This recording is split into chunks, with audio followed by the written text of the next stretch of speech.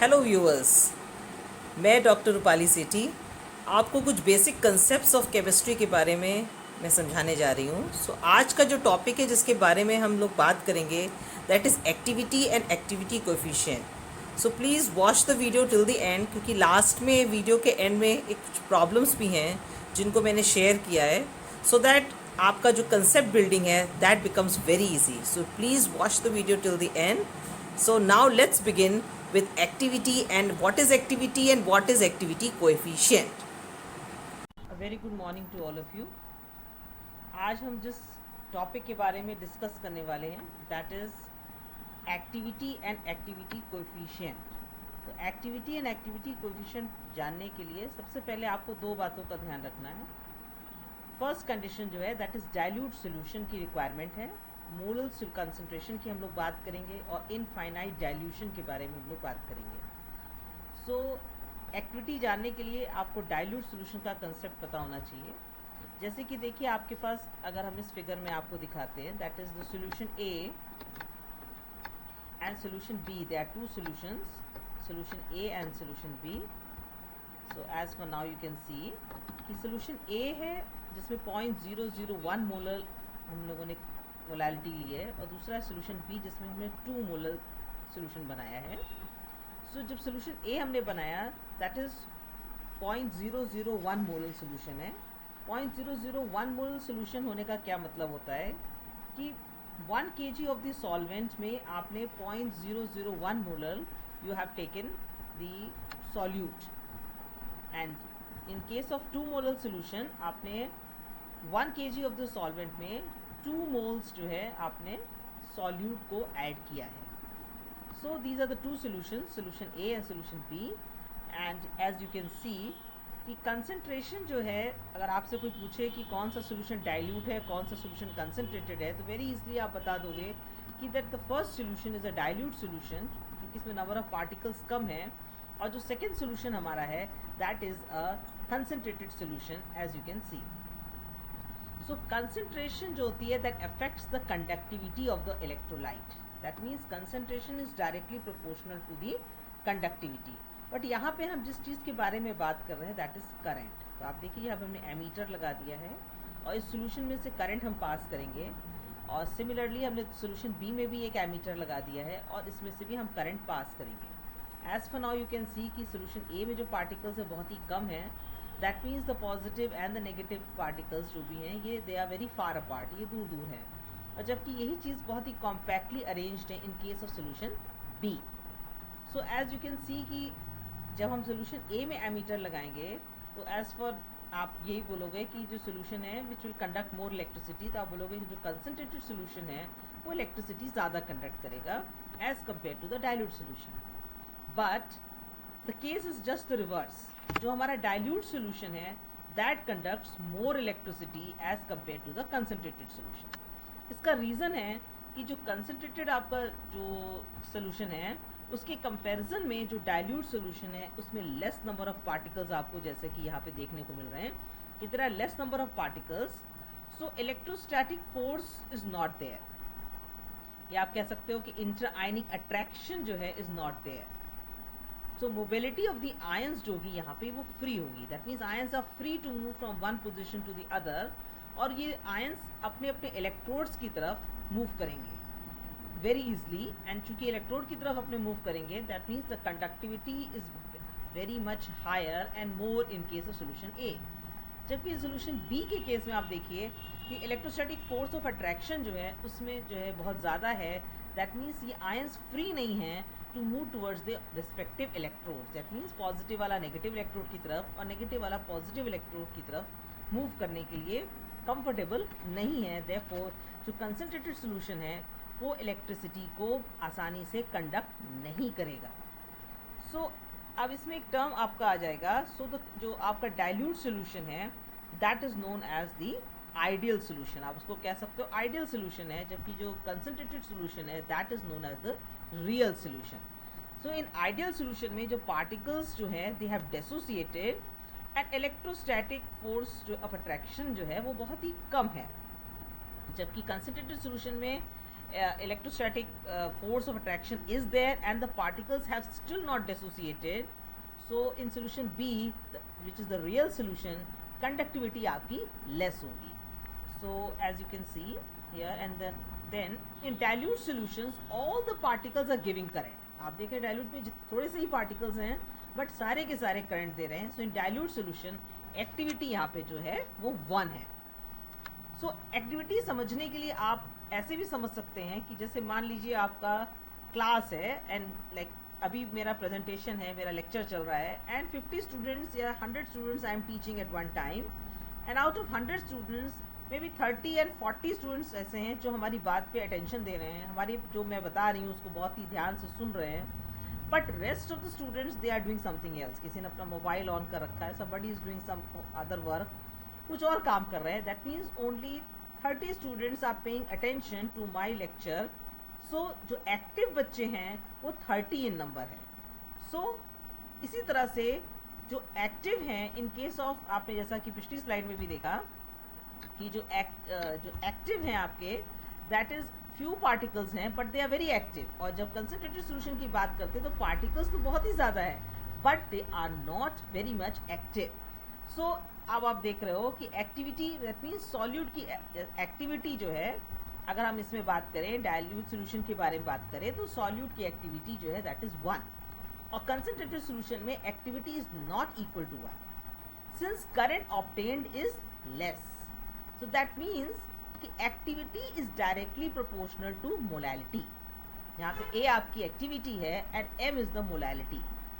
सो now आप, जैसा कि आपको पता है कि प्रोपोर्शनैलिटी साइन जब हम हटाएंगे तो एक कांस्टेंट हम लगाते हैं, तो गामा इज द कांस्टेंट जिसको कि हमने यहाँ पे यूज किया है. So activity is equal to gamma into m. M is the molality, where gamma is the activity की बात हो रही है इसलिए उससे रिलेटेड जो कांस्टेंट हम लगा रहे हैं that is activity coefficient. So now for a activity to be 1, अब एक्टिविटी ए 1 होने के लिए क्या होना चाहिए कि गामा और एम दोनों की वैल्यू 1 होनी चाहिए बिकॉज एक्टिविटी जो है क्या है, it is the product of the two. So gamma और एम को अगर मल्टीप्लाई करते हैं so 1 into 1 will be equal to 1. So activity उस केस में आपकी 1 आ जाएगी. So as you can see over here, and आप ये देख रहे जितने भी सोल्यूशन आप बना रहे हैं that is molar solution. Now जितने भी आपने 1 मोलर सोल्यूशन अगर बनाया है तो जो मोलैलिटी है वो ऑटोमेटिकली 1 हो जाती है.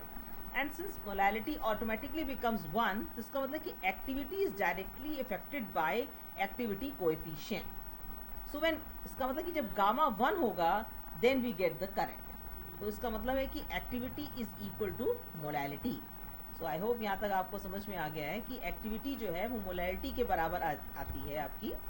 अब जैसे फॉर एग्जाम्पल अगर हम किसी सॉल्ट का सोल्यूशन ले लेते हैं, as for here we can see कि we are taking a solution of this salt, और सॉल्ट होगा तो उसमें एक कटायन होगा, एक आपका उसमें अनायन होगा. जिसमें सॉल्ट की एक्टिविटी को हमने ए कह दिया है और कटायन है इसलिए ए प्लस है. A plus is the mean cationic activity और ए माइनस क्या है, mean anionic activity. So activity coefficient के टर्म्स में अगर हम देखें तो एक्टिविटी कोएफिशिएंट है. So gamma plus and gamma minus mean activity cationic activity coefficient और mean anionic activity coefficient.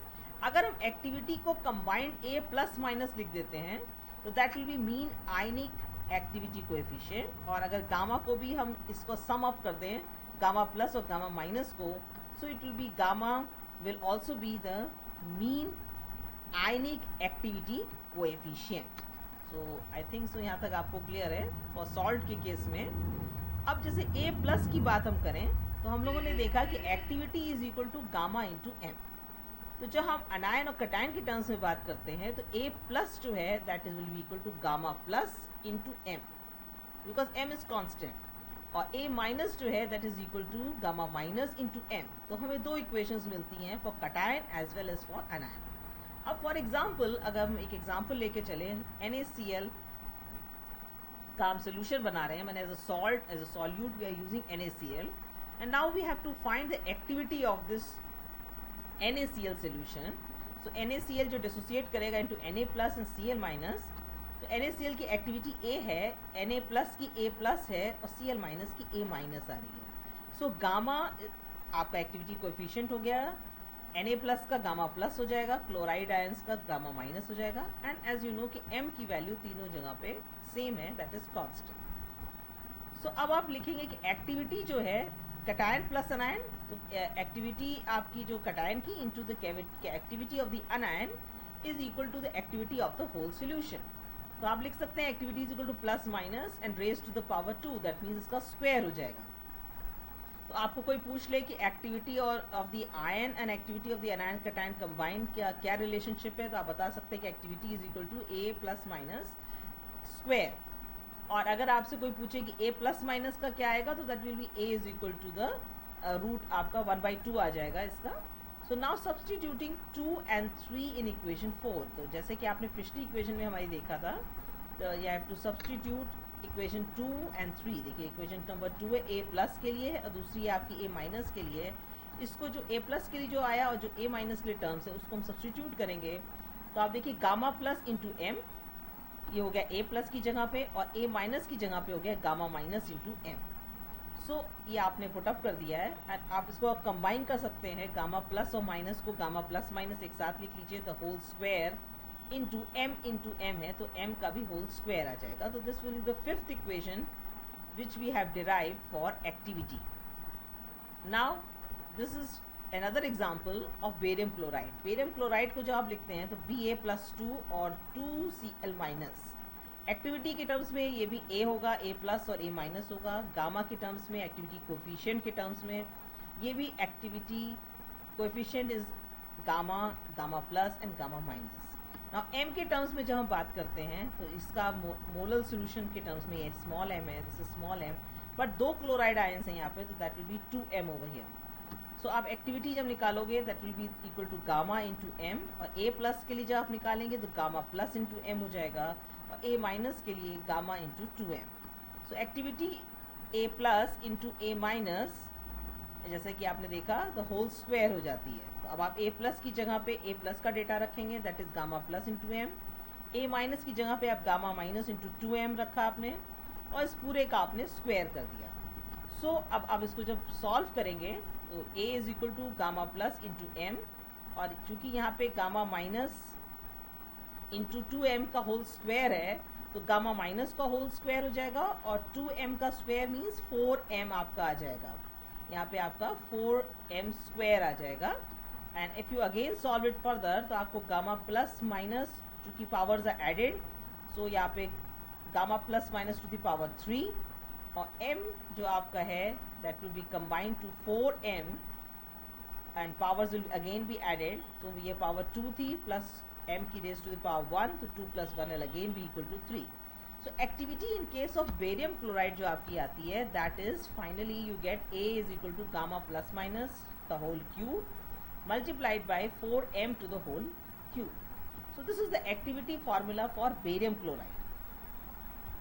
so there's one problem, so you have to solve for aluminium chloride and comment in the chat box that what will be the activity formula in case of aluminium chloride। go about the same way जैसा कि मैंने अभी बताया आपको, 2 examples लेकर के sodium chloride के बारे में बताया, और हमने आपको बेरियम क्लोराइड का एग्जाम्पल लेकर के बताया। Now you go for aluminium chloride and solve and put it all the answers in the chat box. So thank you so much for hope कि आपको एक्टिविटी और एक्टिविटी कोफिशिएंट के बारे में बहुत ही आसानी से समझ में आ गया होगा, and I hope this video will be helpful to you. और फर्दर हम आपको और एक्टिविटी से रिलेटेड और भी कंटेंट आपको शेयर करेंगे। Thank you so much, and please if you do like my videos, please share among your friends and subscribe to my channel. Thank you so much.